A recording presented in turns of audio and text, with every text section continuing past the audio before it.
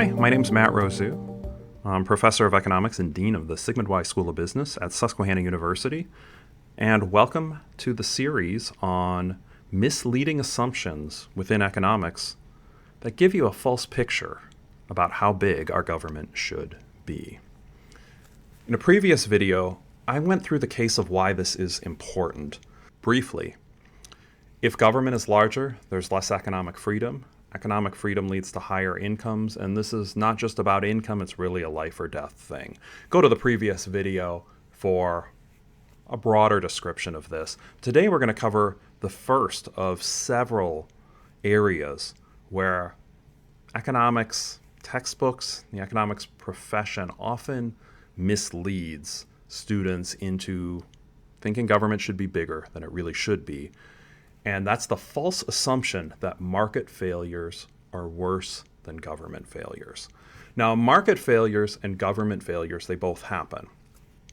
Textbooks cover market failures pretty significantly. Actually, often there's a chapter on externalities, which these are side effects that you have individuals not involved in a transaction who are affected by something. So, for example, pollution, right? Somebody might buy a car, somebody sells a car, but others could be affected by pollution. Positive externalities. Somebody buys a vaccine and gets vaccinated, so there's a buyer and a seller, but those who are vaccinated are less likely to spread illness. So that's a positive externality. Both of those are market failures in the sense that a market alone won't lead to the correct quantity output. Either there will be too little or too much. There's also public goods. These are goods that the quality doesn't diminish just because an extra person consumes it, and it's tough to restrict people from consuming the product. You could imagine clean air or military service. Both of those would be underfunded in a pure market setting. Textbooks cover these significantly, and really they should, because these are failures in the market, and the market won't lead to exactly the correct output. But textbooks often spend a chapter or two, dozens of pages analyzing what to do. They'll talk about how the markets are wrong and how governments can help, but they will assume governments will be perfect in the response, which on the face of it, we all know is crazy. Of course, governments aren't going to be perfect in responding. Further, textbooks will have very little on how governments fail themselves. Now, this is both for textbooks actually that are, you could think of being a little bit more on the right and on the left. Politically, authors who would identify more as Republicans or Democrats in the United States. So, Greg Mankiw, who had worked in Republican administrations, and full disclosure, I've used his textbook in the past. I really think highly of it, and I actually think really highly of his work and his blog. The content he puts out is great. He has his 10 principles of economics, right? Markets are usually a good way to organize economic activity, and governments can sometimes improve market outcomes. And of course, these are both correct.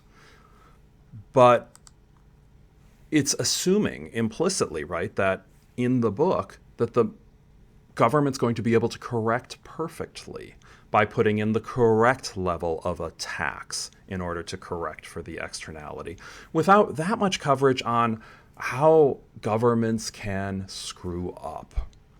So most textbooks assume, or at least implicitly overstate, the probability that governments will be perfectly efficient when fixing externalities. And there's a great paper by Brian O'Rourke, who interviewed on this channel in the past, from Robert Morris University, along with a couple of co-authors, on how badly textbooks screw up this particular issue, that they implicitly overstate the probability that governments will be perfectly efficient. So, mentioned Mankiw earlier. Krugman and co-author Wells have, this is the extent. When markets don't achieve efficiency, government intervention can improve society's welfare. When markets go wrong, an appropriately designed government policy can sometimes move society closer to an efficient outcome by changing how society's resources are used. An important part of your education is learning to identify not just when markets work, but also when they don't work, and to judge what government policies are appropriate in each situation. Mancu's quote, "We examine why markets sometimes fail to allocate resources efficiently and how government policies can potentially improve the market's allocation and what kinds of policies are likely to work best." But governments don't do things perfectly. And both of those look at a failure in the market and assume the government is going to come in and do things perfectly to fix what happens. Doesn't consider any of the government failures we're about to address. So what are some of the government failures that will happen that make this assumption so egregious, really, that this false assumption, and that gives such a misleading picture to students of economics? First, of course, governments can cause or exacerbate economic downturns. The classic one is the Great Depression, where Federal Reserve policy really helped exacerbate the economic downturn at a minimum, or perhaps even cause it. And government policies by both Hoover and FDR, but I'll say especially FDR, really caused this depression to be a Great Depression instead of, perhaps a garden variety downturn. Perhaps it would have been a severe downturn, but the Great Depression lasted 12 years. One book I highly recommend is FDR's Folly. That book goes through a number of cases where the government really failed during the Great Depression and did things no economist would think is logical. There are also examples in the Great Recession where governments did things. So governments can fail by causing or exacerbating economic downturns. Governments can also fail by abusing power. There's many ways that governments can abuse power. Going to go through an egregious case in the past decade of the Sacketts, Michael and Chantel Sackett, who bought land in Idaho to build their dream house. The EPA ordered them to stop, saying they were building on wetlands. Now, Michael and Chantel Sackett, they'd actually bought the land in Idaho to build their house. They'd obtained the permits, and then the EPA ordered them to stop. And the photo here is on the screen of these supposed wetland. Timothy Sandifer from the Goldwater Institute, formerly a Pacific Legal at the time, this case was really big, wrote about this. When the Sacketts requested a hearing to challenge the EPA's assertion that their land was subject to federal control, the agency refused. The Clean Water Act, it said, gives property owners no right to a hearing. Instead, the Sacketts would have to wait for the EPA to file an enforcement action if and when it chose. Only then could the Sacketts argue that the EPA wrongly asserted authority over their property. Until they made this decision, the $37,500 per day fine would continue to toll, possibly rising to millions of dollars.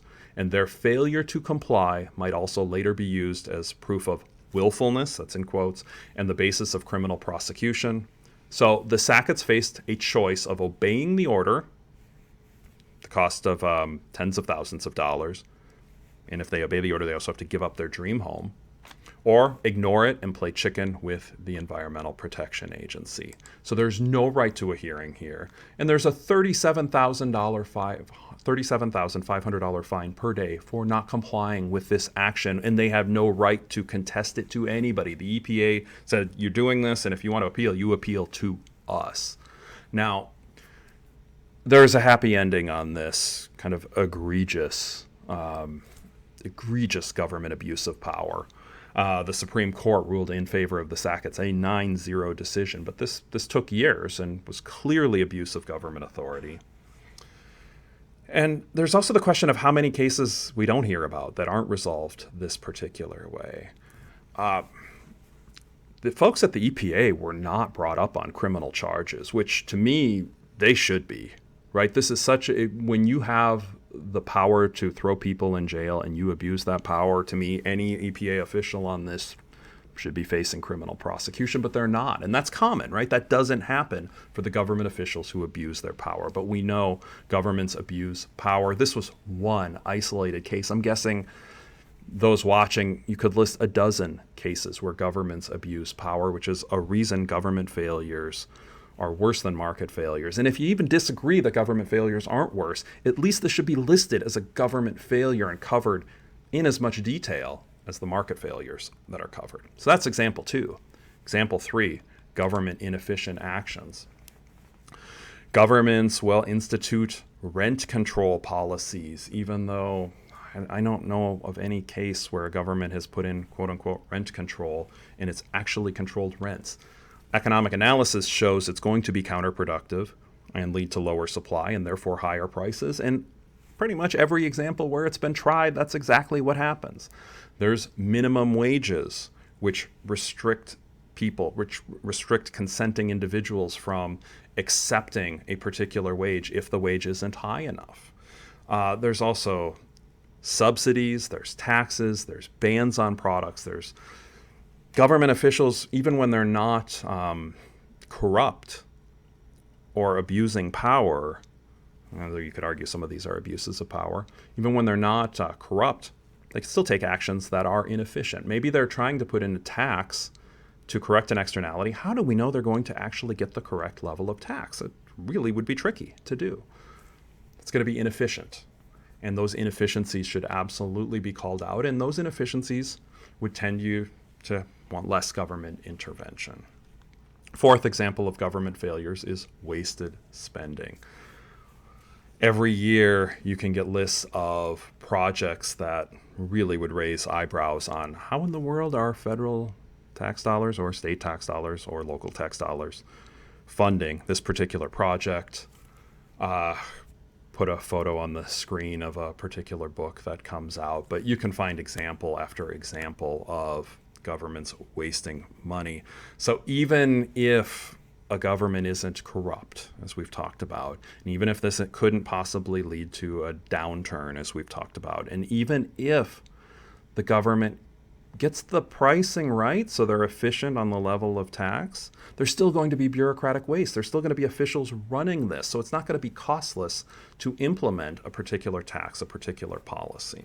And that should certainly be factored in. 5th case that I'll highlight for government failures, 5th example of government failures, are unintended consequences. There are dozens or hundreds of cases that we could go through where there are unintended consequences. I will mention one, and that's how healthcare is set up in the United States. Why is it that healthcare is so commonly tied to jobs in the United States? Well, that is an unintended consequence of high tax rates way back in the 30s and 40s. When the marginal tax rate was over 90%, and firms wanted to reward their top employees and try to figure out ways to keep the top employees at their place instead of going somewhere else, came up with the idea, well, okay, we can't give income because that'll be, 19 out of $20 are going to just be taken by the government. But what we can do is we can fund healthcare. And healthcare started to be funded by employers that wasn't taxable. That really helped to start the system we have now, which is pretty backwards. I've had debates on healthcare with individuals, and there's some who want more socialized medicines and some who want less. But one thing I think everybody can agree on, the U.S. system is really backwards. It's not at all a free market, and it's not at all complete coverage. And whether you're on the right or the left, you should really think the U.S. system's pretty screwed up. I tend to be a little bit more libertarian, free market based, and think that far less government intervention at all and way more of a free market would be beneficial. What we see now is like the worst of all worlds. It's not a free market, but it's not coverage. And these were unintended consequences. Nobody intended for this to be the way the U.S. healthcare policy was set up. It came about because of laws in the 30s and 40s. Once again, there could be dozens of other examples on this. So, given the government's ability to cause or extend recessions, given government's abuse of power, inefficient policies, wasted spending, and unintended consequences, it's absolutely clear governments fail. Markets will fail, governments will fail. I would argue that the government failures are way worse than the market failures. You might disagree with me on that. But regardless, I think we could all agree these are failures. And because of these failures, there's a real implication for how to deal with market failures. So any market failure, you shouldn't just find a market failure and think, oh, we should fix it, right? The market failure better be incredibly severe, and you really better think it's not temporary in order to get government involved. Because you get government involved, you know you're dealing with a whole lot of issues. So many times a market failure might be better to deal with than bringing the government in. So government failures, in my opinion, they're worse than market failures. You could disagree. The minimum, they're significant and they're not covered enough in economics. And that's the key point here. Government failures aren't covered. And that's giving a misleading picture to students that there should be more government intervention than what's optimal. And as we know, that's going to reduce economic freedom. It's going to make the world a poorer place. Well, I hope you enjoyed this video. This is the first of many examples I'm going to be going through of ways that economics misleads students into thinking government should be larger than it really should be. So again, my name's Matt Rosu. Please like and subscribe if you want to see more of this content. I'd appreciate your comments, whether you agree or if you disagree. Love a good discussion with those that I disagree with. And until next time, I'll see you in the next video.